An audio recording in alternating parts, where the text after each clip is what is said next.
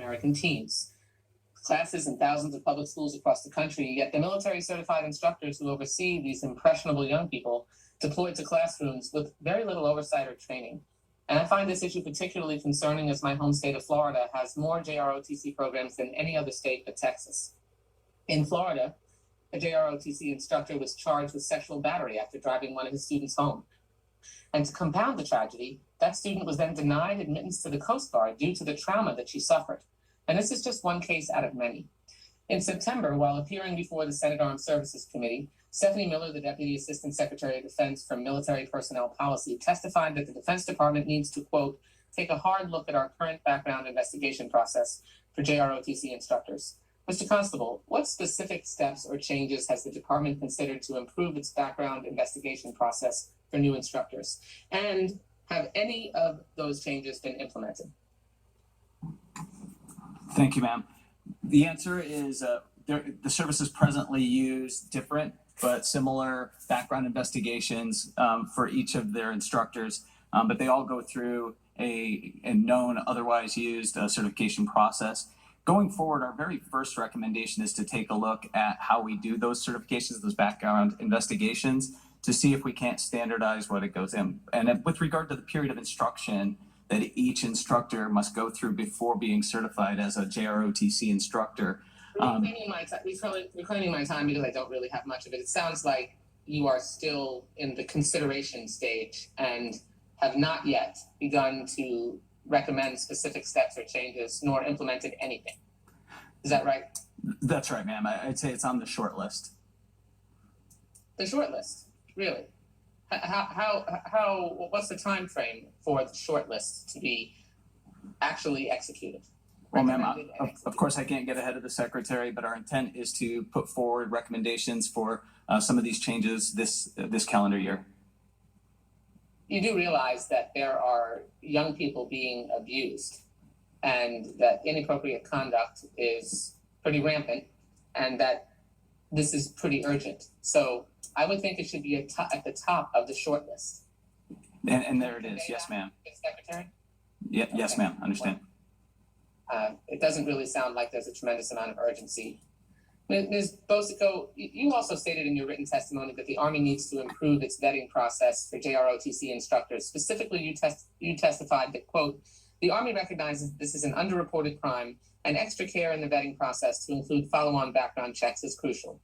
Ms. Bosico, what improvements is the Army planning to make to improve its vetting process for prospective instructors?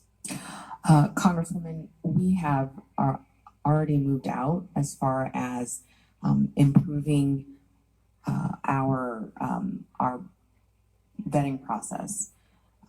I would like to echo that we do share the. In what way? What specifically have you done to improve your vetting process?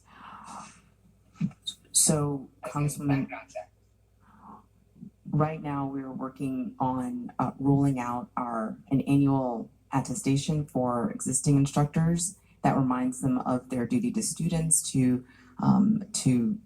uphold the Army values. What is that? I'm sorry, reclaiming my time. What part of that has anything to do with vetting? I assume it's a self-attestation? That's correct, Congresswoman. Okay, that's not vetting. You do realize that an attestation is not vetting, right? It's the opposite. Yes, ma'am. The Army currently uses the Tier 1 FBI background check, which is the highest level of check for all of its instructors. And if there is anything that appears in someone's background that needs to go back to Cadet Command for additional vetting before an instructor is certified to appear in the classroom. Claiming my time because I only have 24 seconds left. In your testimony, you stated that 6 years ago, the Army started requiring all JROTC instructors to undergo a Child Care National Agency check and inquiry screening. And you said that this screening is the, quote, cornerstone of the Army's JROTC instructor applicant vetting process. But Mr. Wagner, in your testimony, you wrote that the Air Force will not require JROTC instructors to pass the same Child Care National Agency check and inquiry screening until April of 2023. Mr. Wagner, why is the Air Force just now pursuing this requirement? Congresswoman, thank you for your question. I just want to emphasize that we are learning our best practices from some of the policies and procedures the Army has put into place.